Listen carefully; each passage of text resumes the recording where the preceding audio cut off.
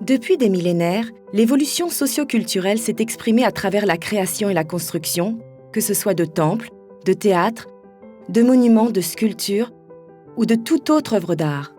Ces chefs-d'œuvre contribuent à façonner notre identité. Et pourtant, ils sont souvent endommagés ou même détruits à la suite d'un conflit armé. Cette destruction peut avoir des conséquences catastrophiques pour les générations actuelles et futures.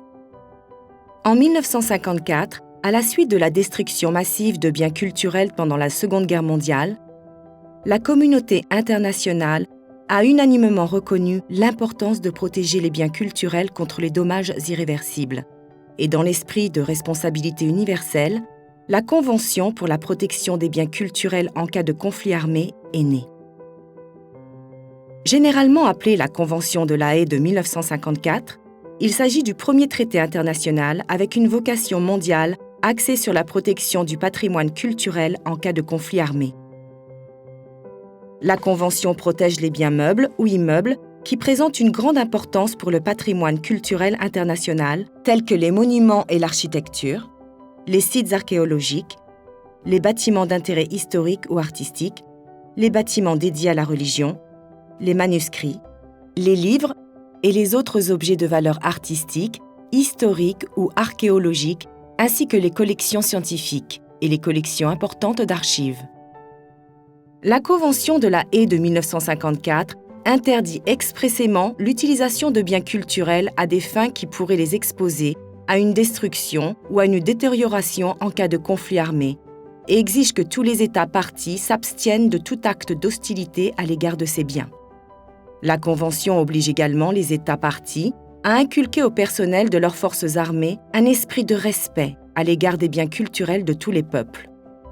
Un emblème distinctif est utilisé comme symbole pour identifier et distinguer les biens culturels pendant les conflits armés. En plus, la Convention de La Haye de 1954 a 2 protocoles. Le premier empêche notamment l'exportation de biens culturels d'un territoire occupé pendant les hostilités et exige que les biens culturels exportés illégalement soient retournés sur leur territoire d'origine. Le deuxième protocole, adopté en 1999, renforce la Convention et améliore la protection du patrimoine culturel de la manière suivante. Il donne des précisions sur certains termes, comme la nécessité militaire et les mesures préparatoires, et établit un niveau accru de protection pour les biens culturels de la plus haute importance pour l'humanité. Le protocole demande également aux États parties de criminaliser la destruction délibérée de tout bien culturel. En outre, le deuxième protocole établit un fonds spécial pour la protection des biens culturels en cas de conflit armé. Il fournit une aide d'urgence aux États dans leurs efforts pour prendre des mesures préparatoires ou d'urgence pour protéger leurs biens culturels. Enfin, le deuxième protocole établit un comité intergouvernemental de 12 membres pour la protection des biens culturels en cas de conflit armé, qui est chargé de surveiller la mise en œuvre du protocole. Mais qu'est-ce que l'UNESCO et quel est son rôle dans la mise en œuvre de la Convention de La Haye de 1954 ? L'UNESCO est une agence spécialisée des Nations Unies qui vise à contribuer à la paix et à la sécurité en favorisant la collaboration entre les nations par l'éducation, la science et la culture. L'UNESCO agit en tant que secrétariat de la Convention de La Haye de 1954 et de ses 2 protocoles. Elle organise des réunions statutaires et met en œuvre les décisions des organes directeurs, tout en aidant ses États membres à mieux protéger leur patrimoine culturel. L'UNESCO s'efforce également d'améliorer la mise en œuvre d'autres conventions culturelles pour mieux protéger le patrimoine culturel.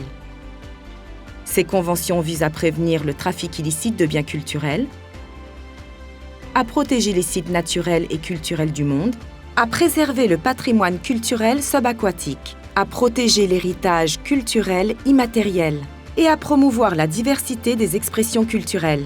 Malgré les efforts de la communauté internationale, le patrimoine culturel est toujours en danger et reste souvent la cible de dommages et de destruction en période de conflit armé. La destruction du patrimoine culturel n'affecte pas seulement les communautés, elle menace aussi la paix durable dans le monde entier. Il est impératif que nous soyons unis pour défendre notre patrimoine. Ce faisant, nous exigeons le respect de tous et encourageons un climat d'entente entre les nations. Les guerres prenant naissance dans l'esprit des hommes, c'est dans l'esprit des hommes que doivent être élevées les défenses de la paix.